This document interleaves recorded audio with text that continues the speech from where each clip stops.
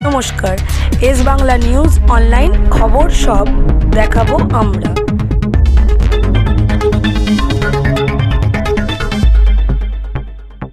জাতিরাম মান্না মশাই পশ্চিমবঙ্গ সরকারের মন্ত্রী, এবং আমি তো ওনাকে এতদ অঞ্চলের অভিভাবক বলেই মনে করি, কারণ বিশ্ববিদ্যালয়ের উপাচার্য পদে যোগ দেওয়ার আগেই উনি নিজে আমাকে ফোন করে বললেন বিশ্ববিদ্যালয়ের উন্নয়ন যজ্ঞে যা কিছু প্রয়োজন আমাকে বলবেন। আমাদের ডক্টর করবী মান্না মহাশয় ছিলেন, বিএমও ছিলেন, এই স্কুলের প্রধান শিক্ষাকর্মীরা এই সিঙ্গুর হরিপাল মিলিয়ে আমার নিজের হাত দিয়ে সুপারিশ করে অন্তত মিনিমাম 15টি স্কুলকে আমি 11-12 করে দিই, এটা জেনে রাখতে হবে।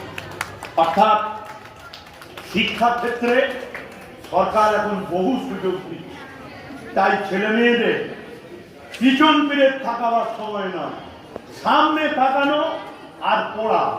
আর এটা মনে রাখতে হবে, এই প্রতিযোগিতামূলক সমাজ ব্যবস্থায় ভালো রেজাল্ট না করলে তার মর্যাদা নেই। একটা ইংরেজিতে কথা আছে, স্টুডেন্ট ইজ গোল্ডেন লাইফ। এই স্টুডেন্ট গোল্ডেন লাইফ মানে এটাই হচ্ছে সোনালী জীবন। এই জীবনটা যে লেখাপড়ার কাজে ব্যয় করতে পারে সেই হয় সর্বশ্রেষ্ঠ, আর যে এই সময়টা নিজে ফাঁকি মারে তাকে জীবনের অন্তিম লগ্ন পর্যন্ত ফাঁকি মারতে হবে। সেজন্য বহু অভিজ্ঞতার সাক্ষী আমি, বহু অভিজ্ঞতা। সেজন্য আমি ছাত্রছাত্রীদের বলবো আরো আগ্রহ বাড়াতে হবে পড়ার ক্ষেত্রে, এটা জেনে রাখতে হবে। মাধ্যমিক উচ্চ মাধ্যমিকে যত নাম্বার পাবেন তত মেয়েদের ক্ষেত্রে আজকে নার্সিং ট্রেনিং এবং বিভিন্ন কোর্স, যেটা মাধ্যমিক উচ্চ মাধ্যমিক স্তরে কিছুটা নাম্বারের ভিত্তিতে হয়। এখন তো সহজ হয়ে গেছে, এখন শর্ট প্রশ্ন হয়ে গেছে, আগে এরকম ছিল না। আমরা যে বছর মাধ্যমিক পাস করেছিলাম 49% 51 পাস করেছিল, 49.51 পাস করেছিল, বুঝতে পেরেছে? আর এখন তো একদম 93, 94, 95 চলে যাচ্ছে। এখন তখন অনেক কষ্ট ছিল, অনেক কষ্ট ছিল। আজকে কেশব নাগের অঙ্ক তৈলক্ত সামু কুটছে আর নাচছে, মাথা খারাপ হয়ে যেত, তো মাস্টারমশাইরা বসে রয়েছে। এখন তো আর সেরকম নেই, অথেব অনেক হালকা। কিন্তু এটা ঠিক যে তখনকার দিনের ছেলে মেয়েদের সাথে এখনকার দিনের ছেলে মেয়েদের আইকিউ অনেক উন্নত, অনেক উন্নত। তাই পারবো না এ কথা জীবনে মুখে আনা যাবে। 2026-এর প্রারম্ভে ছাত্রছাত্রীদের উদ্দেশ্যে কি বার্তা দেবেন?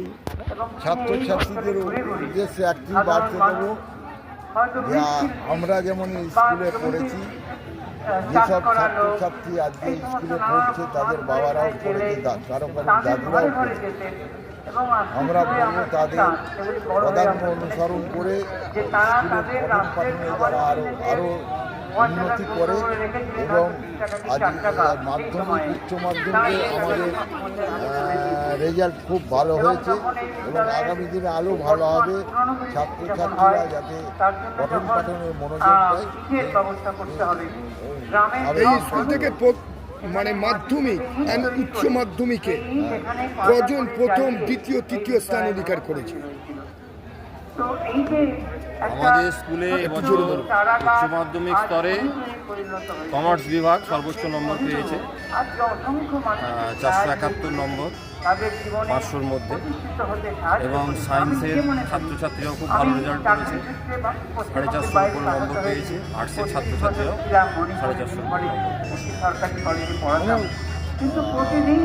ওভারঅল আমাদের উচ্চ মাধ্যমিক স্তরে খুবই ভালো পরিকাঠামো রয়েছে, ছাত্রছাত্রীদের সহযোগিতা এবং মাস্টারমশাইদের পঠন পাঠন উভয়ই খুব ভালো, এবং মাধ্যমিক স্তরেও আমরা যথেষ্ট উন্নতি করছি এবং আশা রাখছি আগামী দিনে আমাদের এই বিদ্যালয় হুগলি জেলার মধ্যে অন্যতম একটা সেরা পঠন পাঠনের দিক থেকে সেরা বিদ্যালয় হিসেবে স্থান। হুগলি জেলার মধ্যে কোনো স্থানে এসছে প্রথম, দ্বিতীয় স্থান? এটা বলা যাবে না। এটা বিশ্ব ইজতেমাকে সামনে রেখে আমাদের রাজ্য সরকার সমস্ত বিভাগের পরিষেবা যাতে ঠিক থাকে তার জন্য আমরা রাজ্যের মাননীয় মুখ্যমন্ত্রীর নির্দেশে আজকে এখানে পরিদর্শন করলাম। সঙ্গে আমাদের জেলা পরিষদের সভাধিপতি রঞ্জন ধারা ছিলেন এবং রাস্তা, ফায়ার ব্রিগেড, পানীয় জল, শৌচাগার, হসপিটালের কাছে এসেছিলাম। সব কিছুই ঠিকঠাক চলছে এবং আজকে প্রায় 30 লক্ষের বেশি মানুষ এখানে এসেছিলেন। আশা রাখছি প্রতিদিনই এই সংখ্যক মানুষ এখানে উপস্থিত হয়।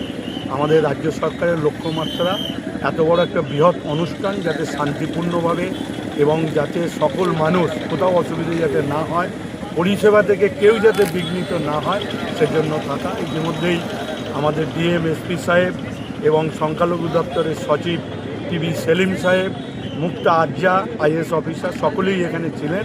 আমরাও আজকে ঘুরে ঘুরে দেখলাম কোথাও খামতি রয়েছে।